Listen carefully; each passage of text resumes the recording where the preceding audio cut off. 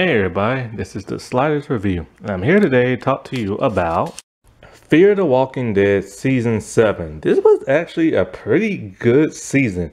I can't believe I'm saying that, but I was like really invested in this season. Like I was really curious to know like what all was gonna like happen. Now I had to stop watching this season earlier this year because the AMC app wouldn't let me watch other episodes for free.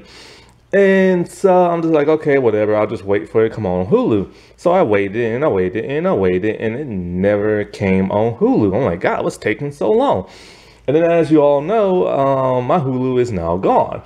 So I'm like, crap, I'm not gonna be able to watch it. Well, I remember a couple of months ago, I signed up for, I think Philo is called, but I never fully signed up, because I was gonna watch a show called Are You Afraid of Dark? Ghost Island. And, so I was gonna wait until I was done with like Hulu and done with Apple Plus. So once I got done with Apple Plus, I went back to my Philo account to do the free trial, and then the show I wanted to watch was freaking gone. I'm like, no! So I was pissed. I'm like, okay, I got 7 free days. Let me see what they got. I didn't know they had Fear the Walking Dead and The Walking Dead. So I'm finishing up the last season of The Walking Dead now, and I'm like, okay, might as well watch the 7th season of Fear so I can like finish it out, because I was just gonna do the AMC Plus free trial thing, but now I don't have to, so that's great. And so like, yeah, I didn't even know they had that on there and stuff. And I have to hurry up and in my trial, because if I don't, I think Philo is like $24 a month. What the world kind of app is that? And they don't even have that much good stuff on there. Well, I haven't really searched on everything they have, but like some of the stuff they have, I'm just not even interested in. And so it's like, crap, dude, that's a lot of stinking money. But for the most part, this was a really good season. Was it perfect? No. But it was really interesting. I was really curious to see how it was going to end. And how, like, they were going to deal with the full aftermath of, like, the nuke going off. Now, I knew some stuff had happened. I knew about, like, Alicia's arm.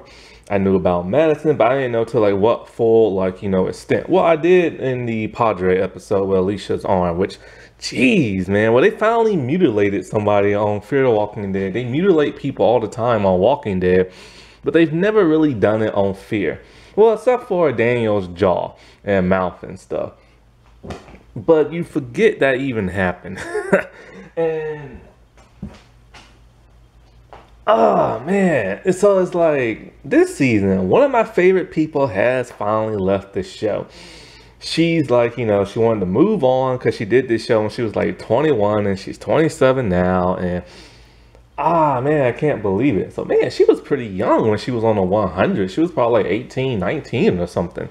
And so I'm gonna miss that person so much.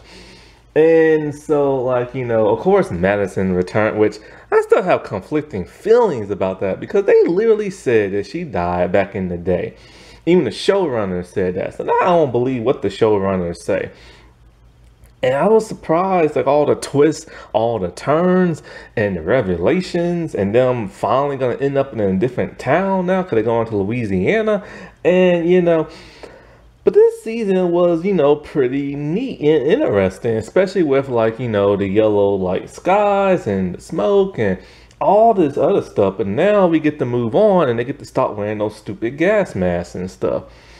And I'm so glad they left Texas, because it's kind of like, it's a nuclear waste zone now. So, and we get to see so many people with gas masks on and you don't really know who it is and all this mystery, this and that. No. For the most part, the only real true complaint I have is that the whole Strand thing at the end didn't really happen the way I wanted it to. And I'm just like, really? Like, are you freaking serious? And I wanted a huge battle, which they didn't give us. Also, a lot of characters really don't have no character development still. Like, are they ever gonna do anything with Luciana? Like, seriously? And Sarah finally got a solo episode, so we get a little bit more into her backstory. Wilden, they brought him back, but they didn't do nothing with him. And so like, but Wes, oh my God, I was surprised by that. And you know, for the most part, the villains were all great, and the whole Padre thing. I mean, I didn't think they would actually make it there. But you know this is the Walking Dead universe. You know people are just rotten to the core. So it's another pipe dream type thing, you know? And but I gotta say, man, all those twists, all those turns, like they really kept me invested and stuff. And so I can't believe I actually enjoyed a season of Fear the Walking Dead. And now that I'm enjoying it, my favorite person is gone off the stinking show. So that really pisses me off and everything. So back in early this year, I started reviewing a couple of episodes from, the season. Not many, but a couple. Just a quick recap and stuff, Teddy set off the nukes and boom, the world went to Hades and everything. Now it's a nuclear fallout. What's his name? Morgan, Grace, and they had that little baby Mo, so they're trying to find food and everything like that. They're trying to go as far as they can away from the contaminated zone, but there's a problem. They meet a couple of people and some new versions of walkers that are radioactive. If you if you hit them, they pop and bust and they spread radiation a whole lot faster. So it's a bigger threat this time. That's another thing I liked about this. We actually had more zombies and stuff. Thank God. That's one thing that's been bugging me about every Walking Dead show there is. Lack of zombies and stuff. And lack of peril. It's kind of like, that's one of the things that made The Walking Dead back in the old days pretty good, was that they would be in a situation between a rock and a hard place, and then there'll be tons of zombies. I missed that so much, and thank God they re-brought that back. That's one of the things that made the Telltale series really good. I need to talk about that video game one day. And so, these people who tried to kidnap Mo, everybody's trying to take Mo, the baby. Everybody wants a baby for some reason. And so they realized that they can't leave Texas. If they go near the border, it's tons of radiation, smoke, and fog. So there's no way out like Texas. So they are literally stuck. And the worst thing it is, there's still radiation everywhere, and Strand is now the new bad guy. His villainous has really, he's one of the best Walking Dead type villains ever. He's cruel, he's evil, he's maniacal, he's cold-hearted, and he's a little cuckoo in the head and stuff. And it's cool to see a main character fully turn into that of the bad guy. He's always been bad, but he's always had a nice side to him. But he was mostly just an underhanded, thieving kind of person who just skates by. But now he went full villain, and it was really cool to see. It's him and Morgan literally going at it, and it's kind of like a superhero and a super villain. But personally, I always felt if Strand's gonna turn evil, it needs to be somebody like Madison or maybe even Alicia who takes him down. You know what I'm saying? Because they've been together since season 1. So I always felt it should have been a season 1 person to take him down, not Daniel, because Daniel is just in a different place now. And, and it ain't going to be Luciana, because she doesn't never do nothing on the show. It's tough. Oh, boy. But, I have to say one thing. That's the one thing that, like I said before, bugged the crap out of me, is that a lot of characters really didn't do nothing. Some people got their own solo episodes. Other people got their solo episode they had to share with somebody else. And for the most part, a lot of people kept disappearing from this season, and then they reappeared. I'm just like, oh wait, I forgot you're even in the show. Like Charlie and everything. I was like, where the heck have you been? And then the rabbi from last season, it's like, oh, you're still in this show. You didn't die off camera or something. I completely forgot you was even in the show. He literally appeared in, like, I think maybe I know he appeared in the last episode, or the last before the second for the last episode, and maybe somewhere in the middle as like a cameo, but that's about it. And so that is one big huge problem, because it was mainly the Morgan, Alicia, and Strand show, and they had the most to do this season. And even June barely did anything. Grace has been MIA so many times. And it's like, are these people taking different projects or something? Like, what's going on? Like, why are they constantly being written off the show only to pop in and pop out and stuff, you know? I know it was supposed to be kind of more like an anthology season where everybody gets their own solo episode, but not everybody really got their own solo episodes. But some people did get to shine. For the most part, everybody got probably like 2 episodes dedicated to themselves, except for the main 3. And, you know, I want to blend, you know what I'm saying? Like, everybody should have something to do, and I shouldn't have to forget somebody's actually in the show. So let's get into some character profiles. Why not? The rabbi dude, forgot he was even in the show. He appeared in a cameo towards the end. Maybe he was somewhere in the middle. I don't know what his story arc is. I don't know his name. I just recognized his face. Wendell, this dude has been missing for at least 1.5 years, maybe 2, and there's been no explanation as to really where the heck he has been. And so Strand found him and everything, of all people, and then when he found him, we still don't really get to see him. So he's been in Strand's tower the entire time, but we never really get to see him, and where we do see him is very quick. Less than 20 seconds at the most.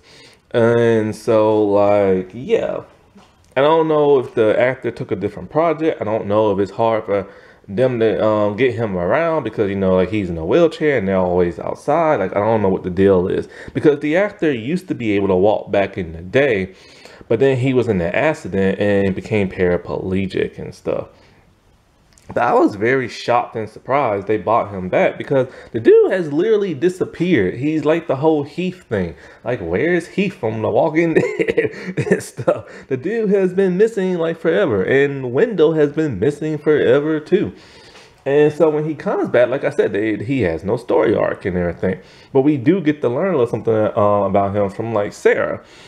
Sarah finally got her solo episode, and, you know, Morgan's there, and that bounty hunter dude that Morgan killed, kind of.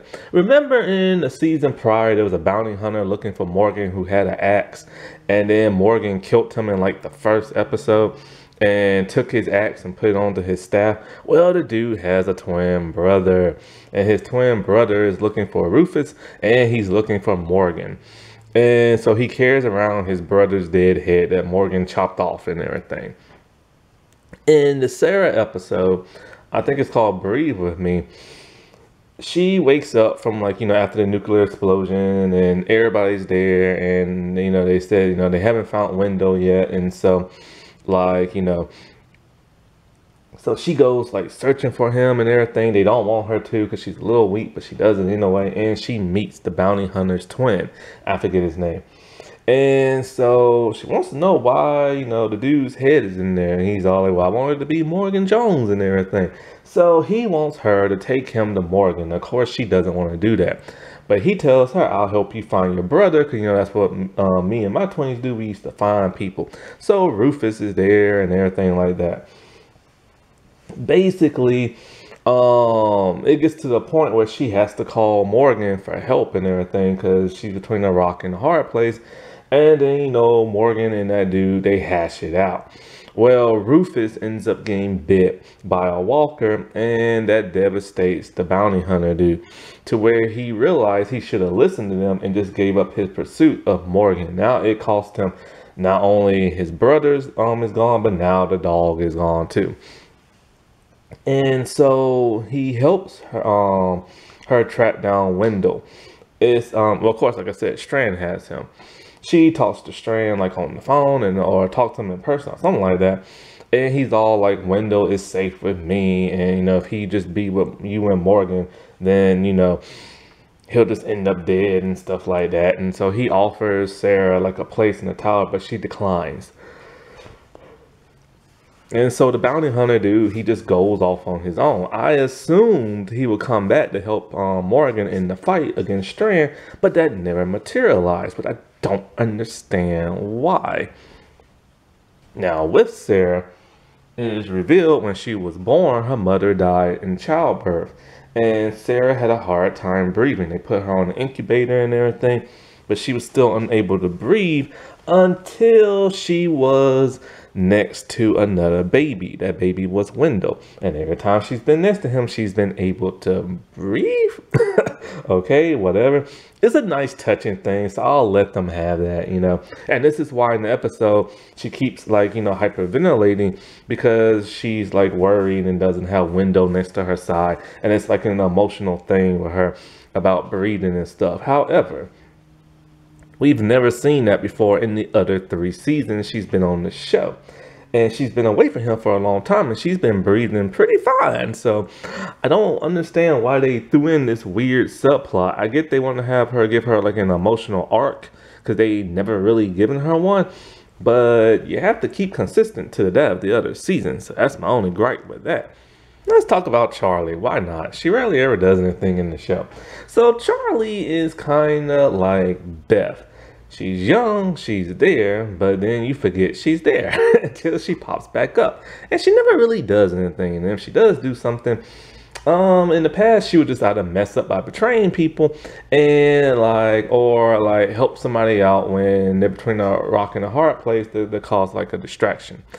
And, you know, I gotta say, this season is the season of betrayals and everything. So many people are betraying people left and right. And Chuck does it once again. She betrays Morgan.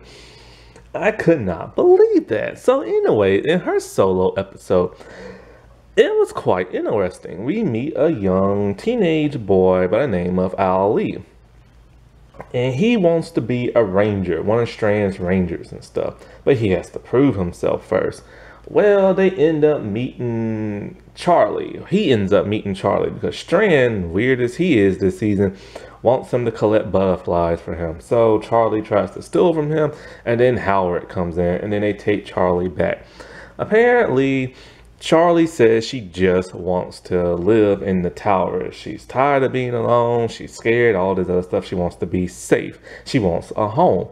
So she has to prove her worth and everything. So she goes on a mission with that of Ali into a building. I forget exactly what they're supposed to do, but they're supposed to do something. And he's supposed to see why, the real reason why she's there. Ali is a very cool character. He's nice, he's gentle, he wants to serve a bigger purpose and stuff. But he's a little conflicted at times. And he's conflicted because he doesn't like it when people lie to him, even though he has to lie to Charlie and stuff.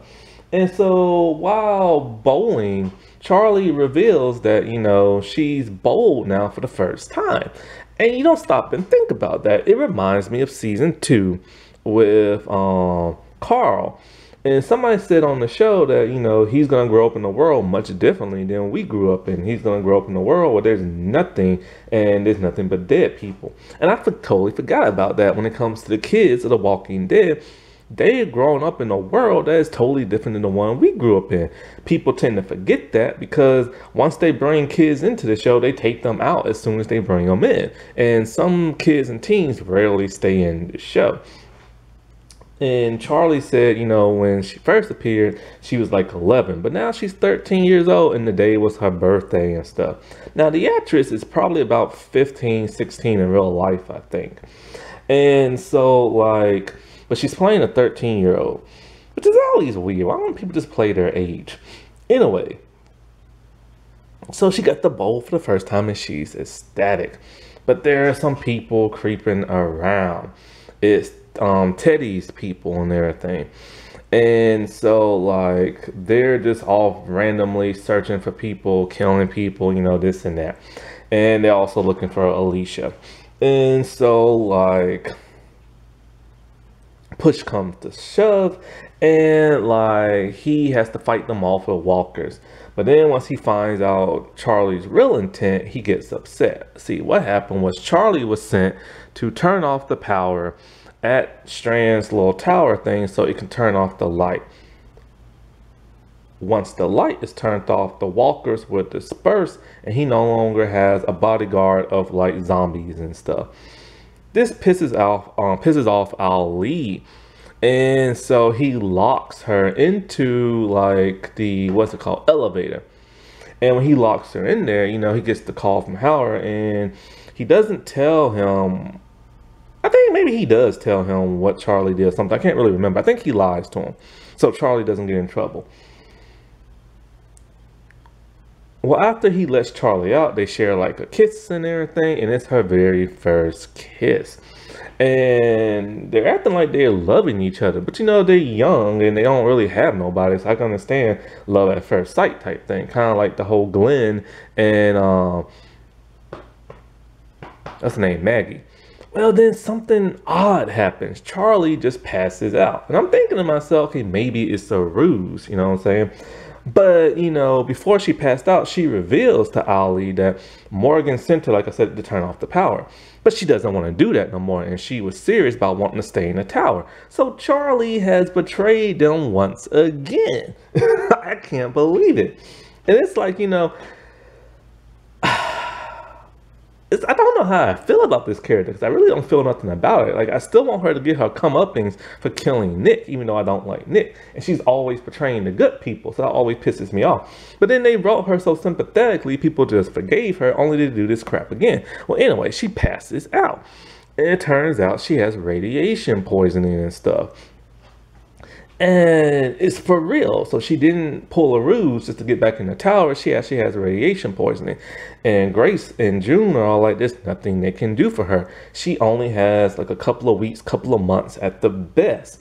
And throughout the rest of the season, we keep seeing these huge red spots on her body from radiation poisoning.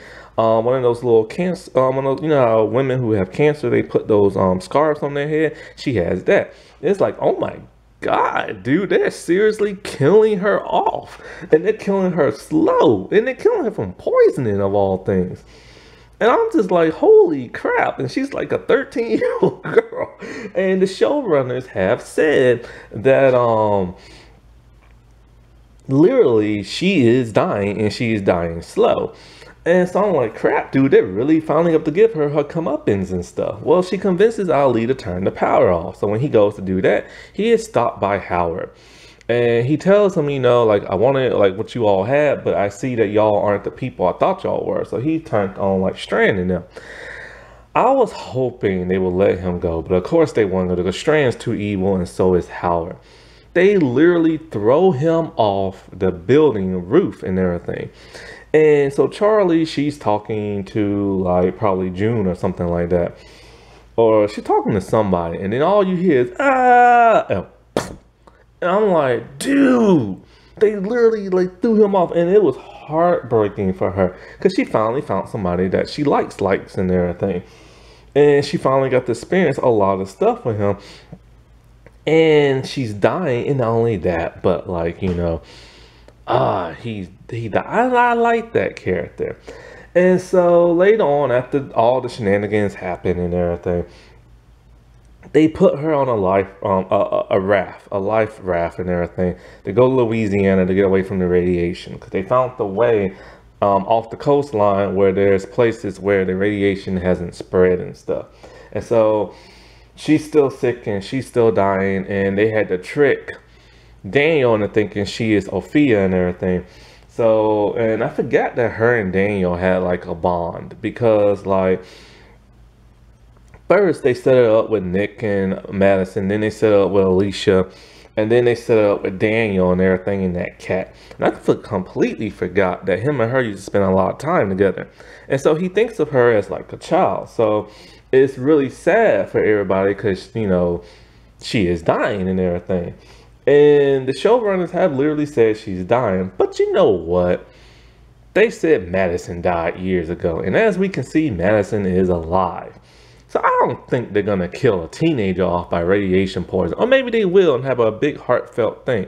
They might do it off screen. They might actually do it in the 8th season. But They keep saying there's no hope for her, but when you have radiation poisoning, there are certain treatments you can do and also radiation medicine, but they don't have none there. But remember, they are on the rafts. They are on the ocean.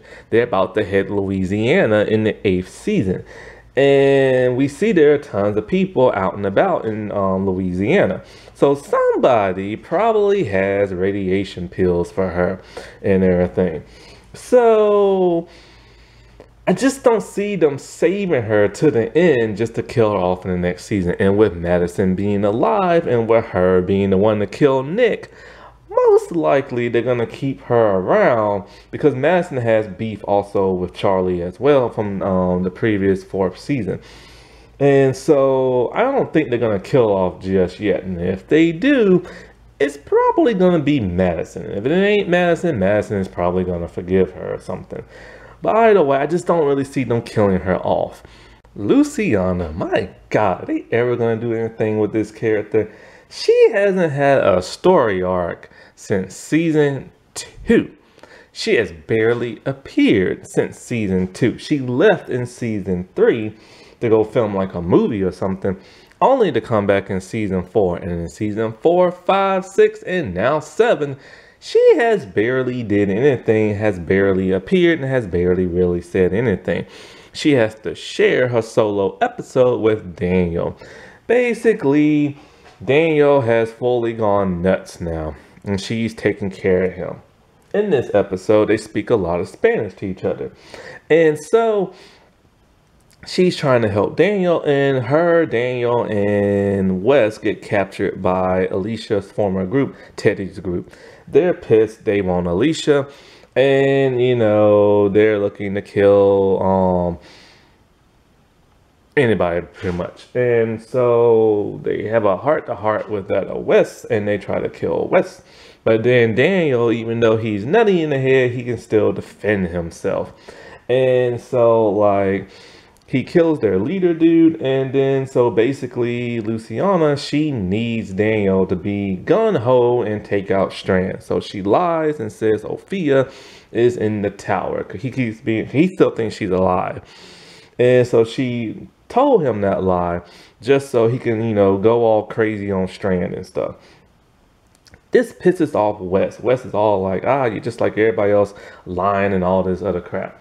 And this is what helped turns Wes. And so basically after that, Luciana doesn't do anything else really. Nothing at all. She says her goodbyes to Alicia. Strand comes over and she kind of runs away in fear of Strand. Like, it's the boogeyman. And that's about it for her. They need to do something with this character. Seriously, they don't ever do nothing with her. And it's like the actress, she has to get frustrated. Like, who wouldn't? You're on a show. It's been on for 7 years. You've been there for 6. And they don't do nothing with her and stuff. And I feel terrible for the actress because she needs to do something for the show. I mean, stop bringing in all these new people and people from The Walking Dead and do something with her. So since last season, Daniel has been going crazy in the head. Like, nobody in Fear the Walking Dead has really went crazy for the most part. In The Walking Dead, they do it a lot. When they made him go crazy, his craziness was just stupid in my opinion. Like, in the season before that, he's going crazy because, here's the thing. He's always had to worry. He's always had to fight. And since he doesn't have to worry about nothing no more, he's lost his mind. Weird, but whatever. So now this season, he popped back in and completely forgot he was even there. And so this basically the same thing I said with Luciana. He just thinks Ophia is alive, but she's not. She died in season 3. And he never got to see her die. He's like, well, you don't see her body, then, like, you know, you didn't see her die and blah, blah, blah, so she must be alive. This is a huge foreshadowing to that of Madison. And even Madison says this line, hey, if you didn't see the body die, then maybe they're alive. And it's just kind of like, stop that recurring gag. But even though he's nutty in the head, the dude can still fight and take care of himself. And that's what he does to, I forget Teddy's group's name. I don't think they're the Dark Horses. That's the other people. Whatever Teddy's group is called, the crazy people, the cult. So, you know, he kills that dude and everything. Let his legs get eat up by walkers and stuff. And then they lie to him saying Ophia is in the tower. So when he goes there, he, you know, fights his way through some people and everything. And he's getting ready to kill Strand until Alicia makes him stop. Well, needless to say, he goes and he finds Charlie. And Strand's all like, there go Ophia. And he's like, that's not her, that's Charlie. And he's all like, yeah, but she's dying. And I know you really like her and everything. And you need to be with her in her final moment. So he does by her side and everything. And so he helps also fight to the point where he gets shot near the chest. Somehow, like always, this dude survives. Like, he just can't die. And he gets on the raft and he heads to Louisiana. Dwight and Sherry, they pretty much share their solo episodes together. So they was in that bunker when the nuke went off and everything, and they have decided they're gonna form something called the Dark Horses. They're a group of people who find and help people. They're kind of like vigilantes, and they dish out justice and stuff like that. They haven't found Morgan's group yet. Well, they get found by Strand, and Strand offers them a place there and everything. And so they tell him that there's a person who went missing named Mickey, and they want them to find her. Well, they find Mickey and everything, and Mickey used to live with Strand. He saved her after her husband fell and everything. Strand wants them to find her. He thinks she's a fugitive because she escaped the tower, and he doesn't want nobody escaping. He wants to keep everybody under his thumb. And so when they find her, they interact with that of like Mickey and everything, and they're like in a boxing ring and a ton of like walkers and stuff. And so they decided they're gonna let Mickey join the Dark Horses, and she's gonna find Padre and everything. And so after that, they decide they're gonna join up with Morgan's group. And so when they're with Morgan's group, they pretty much disappear for the rest of the show until they pop back up in the other solo episode. And apparently Mickey left the Dark Horses once she heard about Strand on the radio. And so she might show up in season 8. Who knows, And so, but she'll have to find a boat. But, like I said, who knows, Well, Dwight and Sherry, they find a lady. And the lady's looking for her kid and everything. Her kid went missing. So they steer her in the right direction, but don't actually help her. This could foreshadow the whole Padre thing. Basically, Dwight and Sherry still having marital troubles. They keep arguing with one another. And it appears that Sherry is about to ditch Dwight again, packing up some stuff, about to head on the raft and all kind of other stuff, right? Well, when they find Morgan and they find baby Mo and everything, they have to keep Mo away from that of like Strand. He wants Mo. Everybody wants Mo. And so it's funny they named the baby Mo because there's like at least 3 Mo's on the show. There's Morgan, who Sarah named Momo, and the actress who plays that of Sarah, her name is Mo Collins. And so there's so many Mo's going around. So anyway, they try to fight off West and everything, and it's to the point where Dwight thinks Sherry's about to ditch him, but then it turns out no, she wants him to ditch her because she thinks he's gonna go back to his old ways and make Strand the new Negan and everything. He tells her he's not like that no more and blah blah blah. Well, she forget to tell him that, hey, she's pregnant and she took a test. And she didn't want him to know because she was afraid he'll join Strand. But then it turns out she is pregnant. They're going to raise the baby together and they're going to stick with Morgan and everything. And so that's pretty much their whole thing. And they go to Louisiana as well. Personally, I still don't like Dwight because of the whole Negan thing. But they're there, so whatever. Basically all they ever do is just bicker like a married couple, but it's nice that they have their scenes together, and I'm glad he's no longer looking for her because that got very boring very fast, which is why I didn't like those other seasons. June doesn't really do much this season. She just gives medical aid to that of people in Strand's tower. She's there. He's set up with a medical place. He needs her. She knows that he'll never get rid of her because he needs a doctor. And so her and John Dory Sr., they have a lot of interactions together. And so when she knows Morgan wants to attack the tower, but he can't because baby Mo is there. So she helps get Mo out. And so she gets stopped by John. And so you don't know if John's going to turn or not and everything, if he's like bad or good. But then basically some crap happens and then they can't get Mo out at first, but then they finally do. But mostly she's literally just there to give advice to John and to give medical aid. So she really doesn't do much. I guess her whole big story arcs were in like the last season and stuff. But she's pretty much sidelined for this entire season. Another person who is sidelined this season is Grace, of all people. They finally found her in the last season, only for her to have that miscarriage, and you know, and so like she takes in baby Mo. At first she doesn't want to, but you know, she finally like, you know, likes him and stuff. Her best solo episode was with that of Morgan. I've already talked about that episode in the first episode. Other than that, Morgan realizes that, hey, you know, Grace and the baby, they need shelter, and he can't provide it for them in the sub. So they go to live with Strand. She doesn't want to.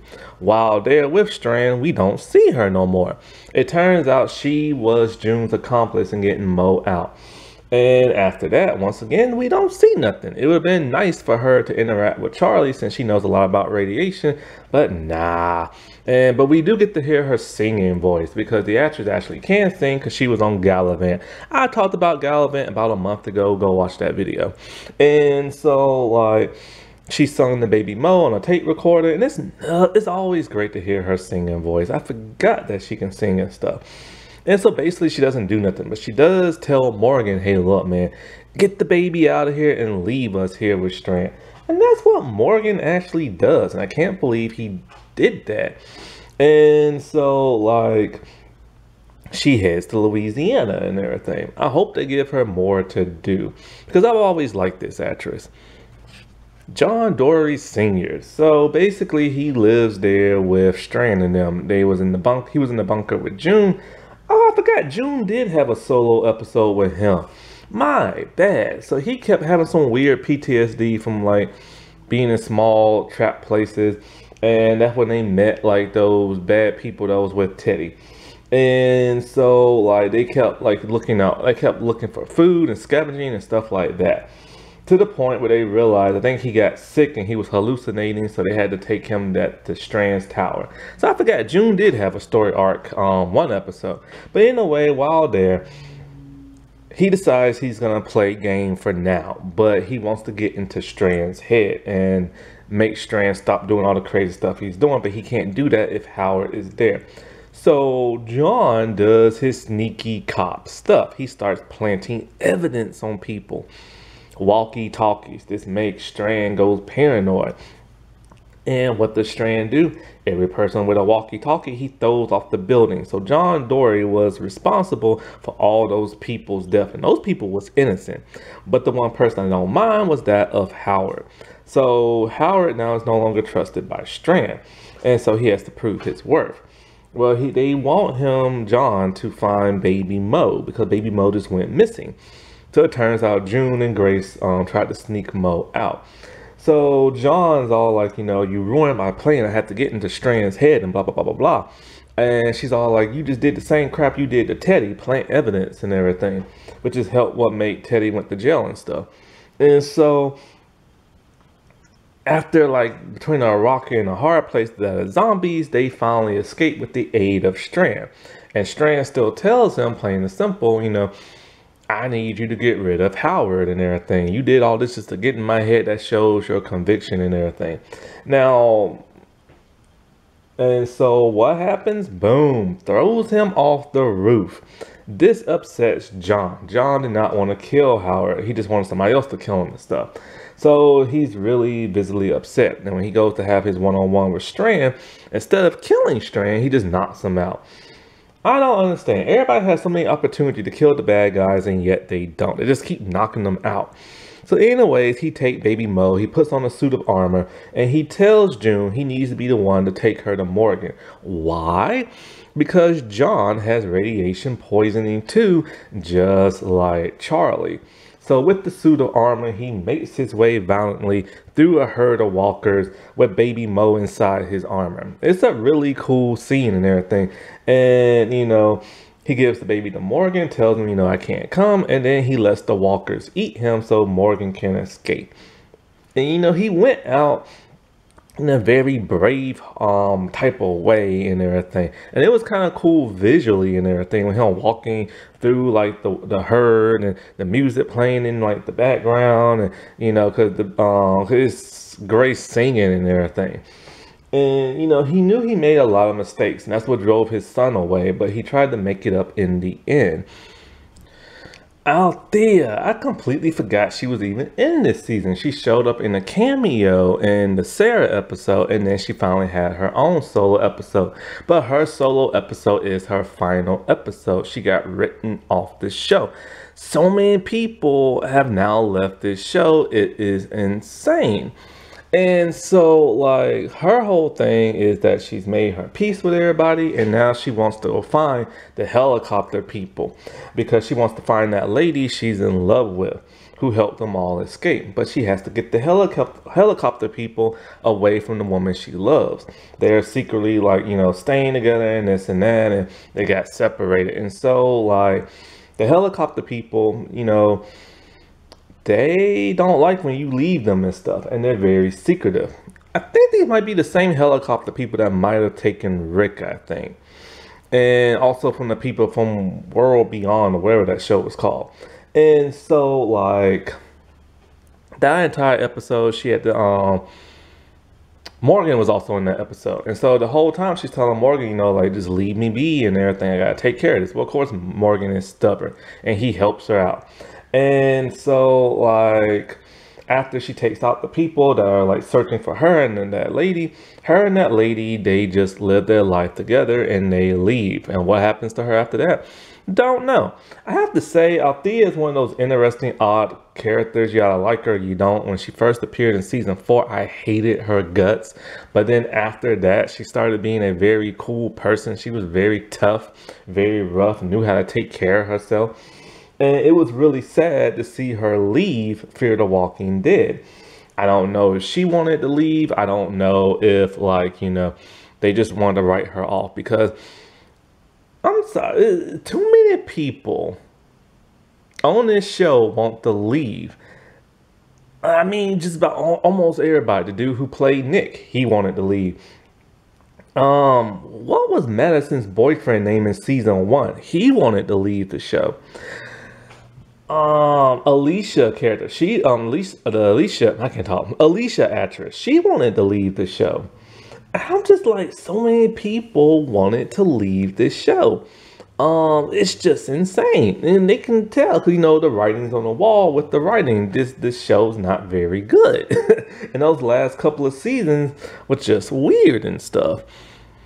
Howard is a very odd character. When he was first introduced in the season before, he seemed like a pretty nice, okay guy. But then Strand's all like he's gonna rebuild the world and everything. Howard became that of his right-hand man, and a thug at that. And it was just like, what's up with this shift? And so he likes to collect war, like, souvenirs and stuff. But we never knew why exactly he worked for Strand, did all this evil stuff. He is ruthless, he is mean, he is evil and everything. And he kills people left and right. He is literally like Strand's puppy and everything. And so, like his little attack dog.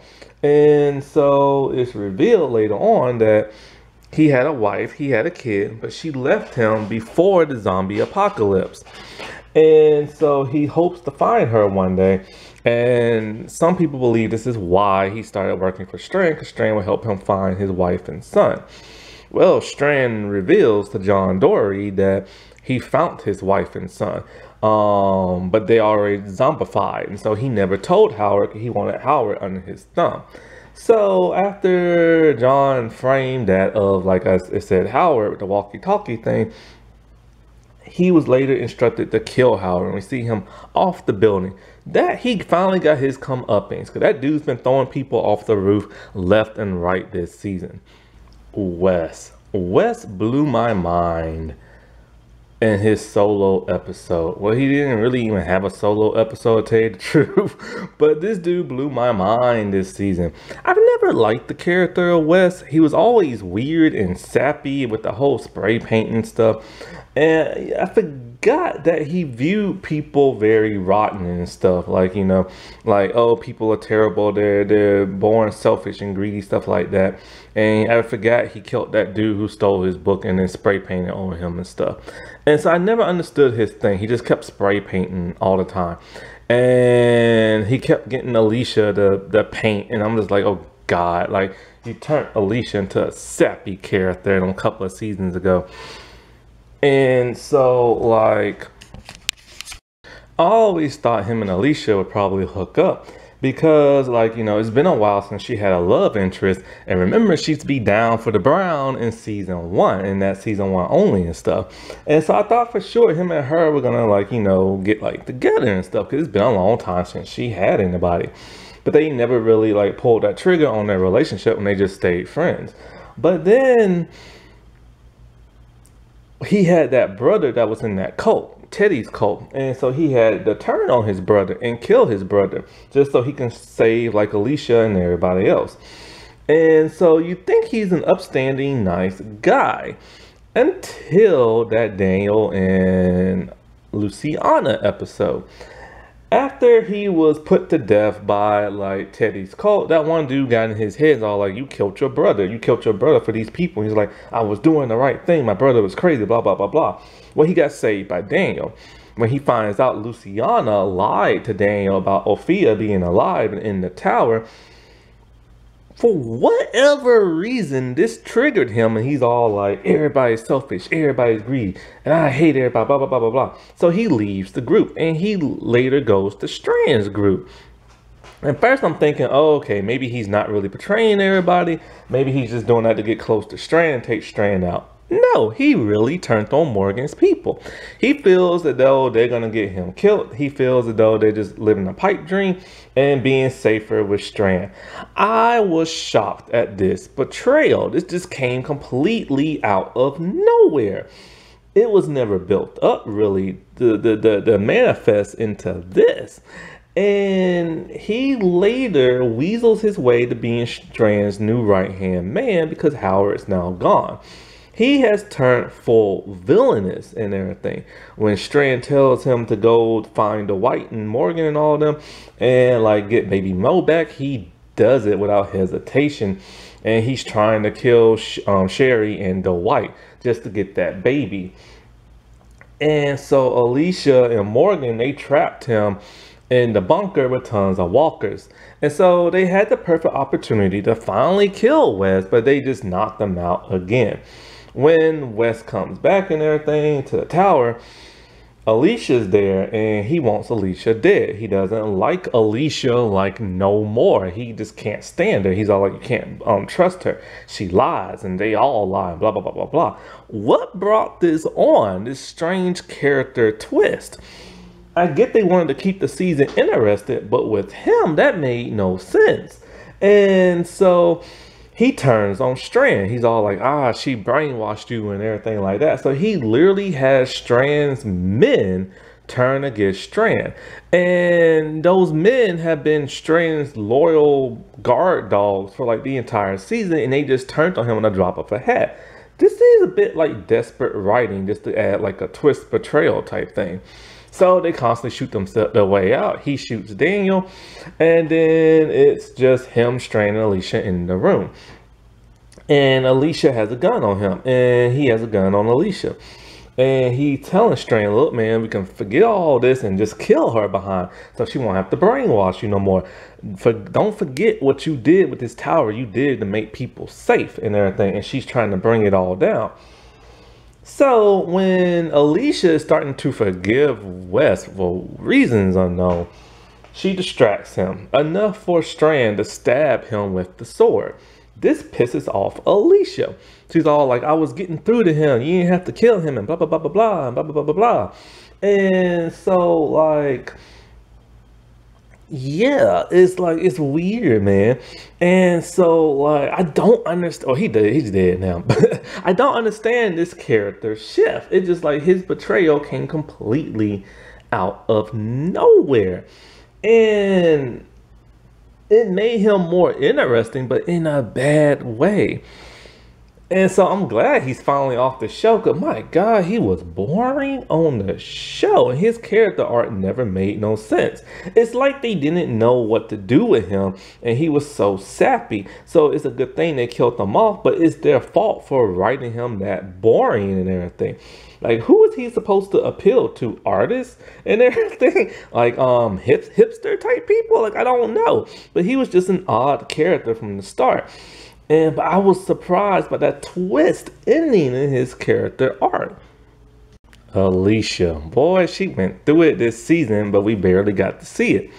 She has been written off the show. Oh, another season oneer has been written off the show, and that's devastating to me, man. I loved Alicia. I loved the actress. I first saw the actress in the 100. And when I found out she was on Fear the Walking Dead, I was ecstatic until I actually saw what Fear the Walking Dead was. I'm like, ugh. And then so with her character was like all over the place at times. But her character always used to mess up. And so, like, because in the earlier seasons, she screwed up big time in season 2. And even a little bit in season 3. But the thing about Alicia is fans always enjoyed Alicia. Because she started off as a teenage girl who didn't want to believe in the zombie apocalypse, had a boyfriend zombified. She had this drug addict of a brother. Her mom kept, like, you know, paying more attention to the brother than her. She couldn't stand her brother. So she always had this emotional story arc, and fans could always sympathize with her. And then she was just a lonely girl talking to strangers on the radio that ended up kicking them in the butt or biting them in the butt and everything. Because those were like pirates and stuff. And so she always had good intentions, but it always kept backfiring on her. So then finally in season 3, she started to gain more of a backbone. She started being more of a warrior. This made fans happy and stuff. Like a stupid idiot, she went off on her own once again, only to reunite with that of her mom and her brother and stuff. But by season 4, she took over Madison's group when Madison ended up supposedly dying. And Alicia was not playing around. She wanted revenge on Charlie and the vultures and stuff. And because they betrayed, Charlie betrayed them, and the vultures just took their home, burnt it to the ground, and then, you know, Madison supposedly died. And then when Charlie killed Nick, she went on a revenge trip, wanting to kill that of a little girl. And anybody who got in her way, they became the enemy. And so, but then after that, she met Morgan, and then Morgan just kind of like, you know, calmed her down, tamed her a little bit to where she became more of a sensible person. But then Wes made her into just like a very boring person. But then the whole thing with Teddy was really interesting and stuff. She knew she had to rise up and be like a leader again and stop this crazy madman. And so he locked her into a bunker, and for the majority of the season, we never saw her. She doesn't appear until episode 10. And there's only 16 episodes in the entire season, so she was only there for like a couple. And this is because the actress wanted to leave the show and start new things. She said she's 27 now. She wants to try like different projects. And, you know, you can't really do that when you're on a season as on a show as a main character. And so, like, also the writing is on the wall for this show, so she probably wanted to hightail it too. And so, like, what is it? So we get to see her in Padre and what happened and why everybody is just looking for her and stuff. Because there's one group who wants to kill her, and there's another group she used to leave. And then, of course, Strand just like misses her and crap. So anyway, after the explosion, she had to fight her way out the bunker and everything, and she ends up getting bit by a walker. She amputates her arm, and I was like, no, don't kill her off. But then they did the whole amputation thing, so I was like, okay, fine. She doesn't have an arm, but so many other people haven't. And, you know, they finally mutilated somebody. Aaron, Herschel, Merle, the governor. They always mutilate somebody in The Walking Dead. Now they finally did it in Fear. And so Alicia Alicia's weird, man. She decided she's gonna take her decomposing bony hand and reattach it to that of her stump with like a metal apparatus type thing. And so when she pulls back her glove, all you see is this metal thing on her stump with her bony hand. And so she added razor sharp claws on the end of, like, you know, where her fingertips would be at, kind of like Wolverine thing but smaller. And she does this creepy thing when she comes near people, that, like, you know, when she wants to fight, because she doesn't have her weapon no more. When she fights, she uses the claws on her little bony hands. But then when she walks up to people, she gives them this weird stare, and she puts her hand like near their face, like a creepy person from Goosebumps or something.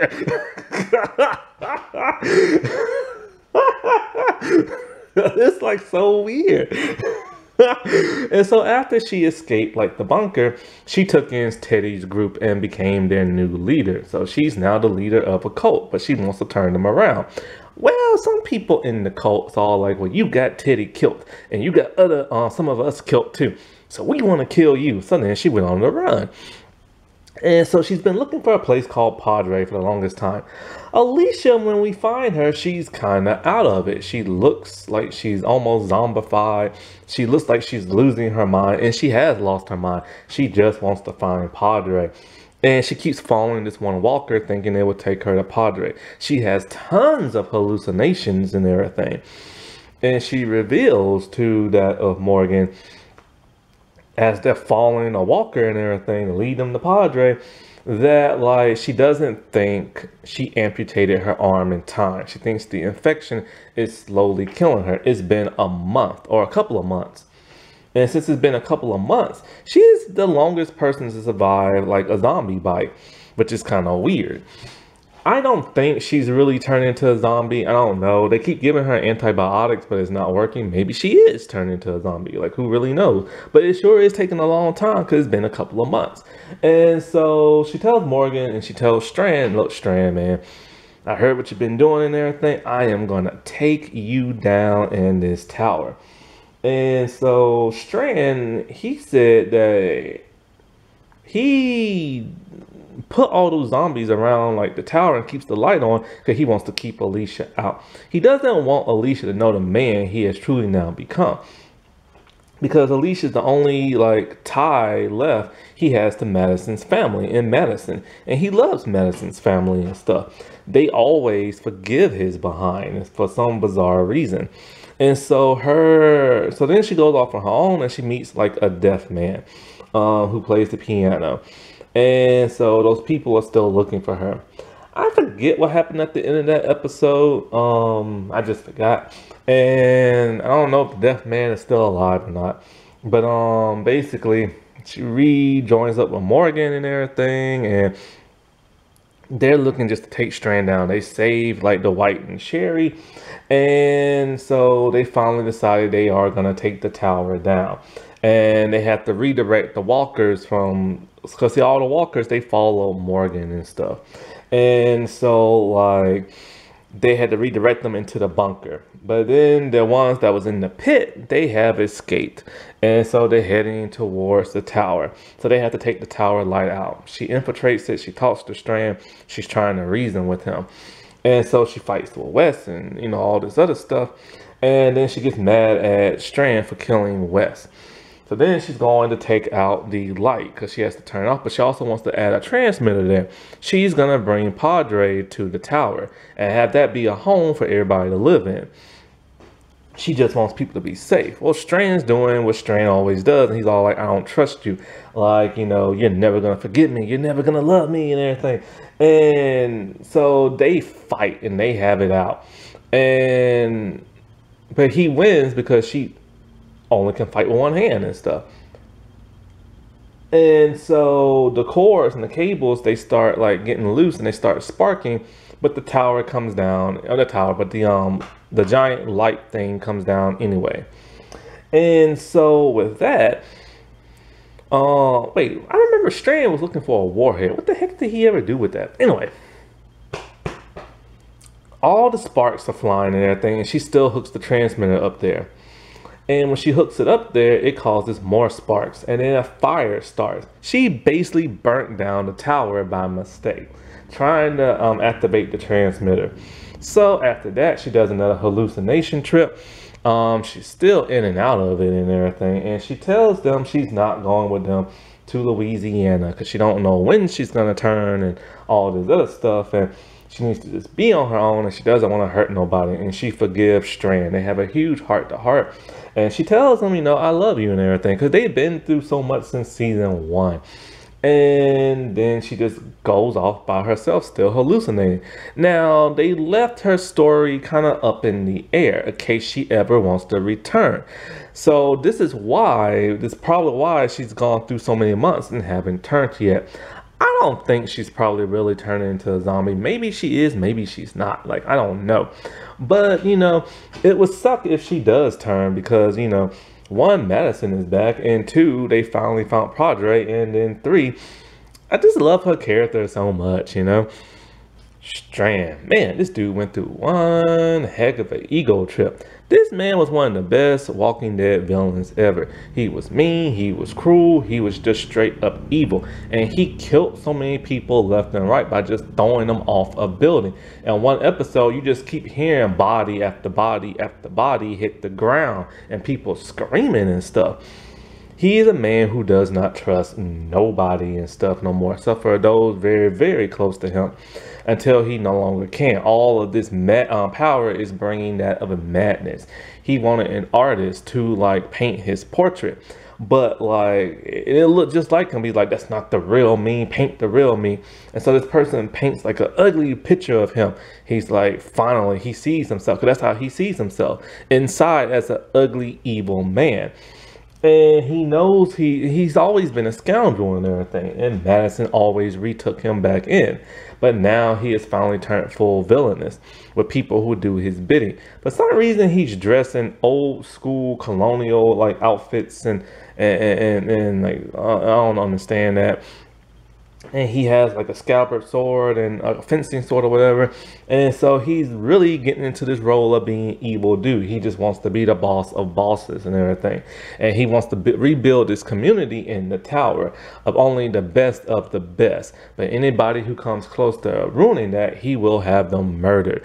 He wants Morgan people killed the most because he knows they can stop him.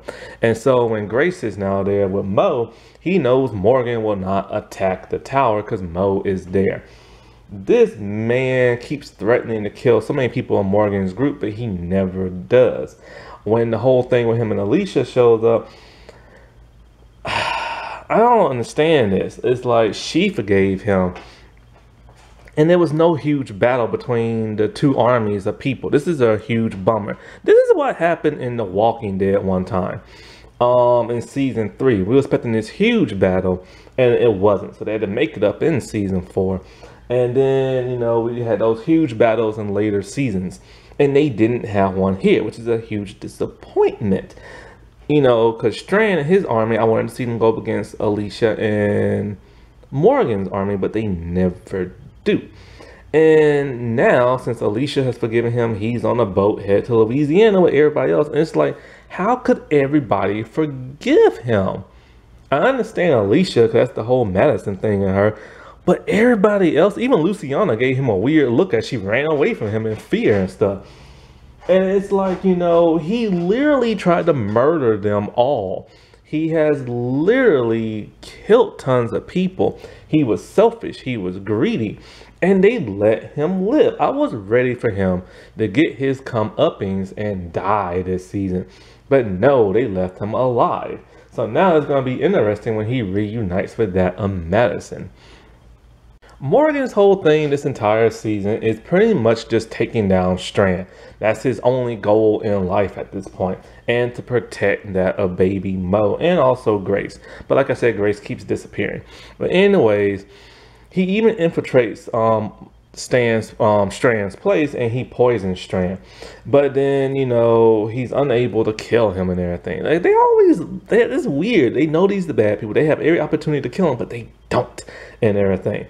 And so basically with his ragtag group, he's trying to build a tiny army to take on Strand's people, but he doesn't have enough.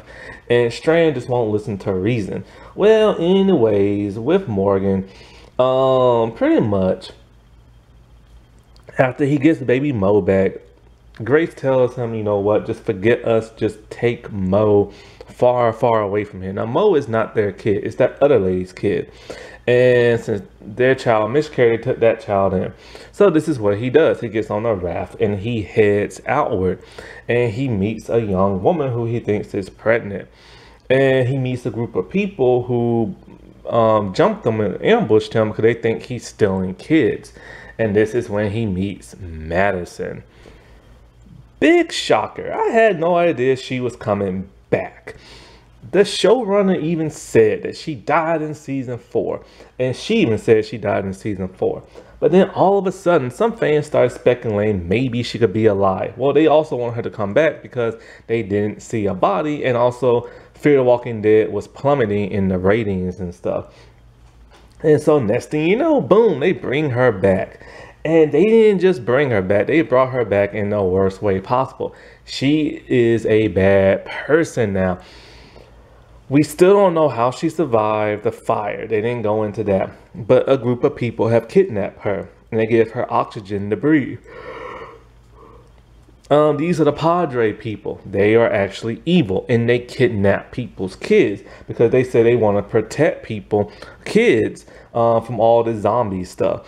And even if a person is pregnant, once they give birth, they get rid of the parent. This has caused a lot of people in Louisiana to hate Madison. She is known as a collector for that of Padre. We see they keep giving her oxygen. I don't know if that really, sometimes I think it might be drugs, but yeah, it's oxygen and everything. I'm guessing she inhaled so much smoke and everything, but after all these years, why is she still dependent on it? This is why I think they probably added drugs to her oxygen tank, and this is what she's dependent on. I truly believe that because she should be, her lungs should be better now from the smoke inhaling and stuff. And so I think they really are just putting drugs in there so she can just, like, you know, not be totally out of it, but, like, you know, at least be a little happy and stuff. But who knows? We'll find out in season 8. And so she kidnaps baby Mo and everything after she rescues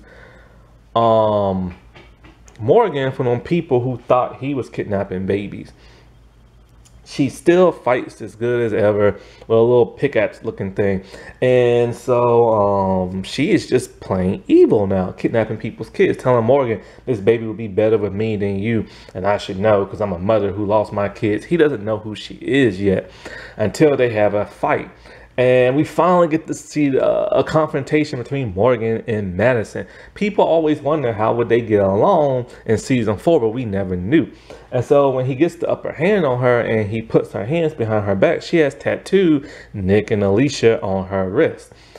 He is shocked, like he has seen a ghost, and he tells her, "You're Madison Clark, and I knew your kids," and stuff like that. He doesn't tell her they're dead, and she's all like, "I don't care, I don't want my kids no more."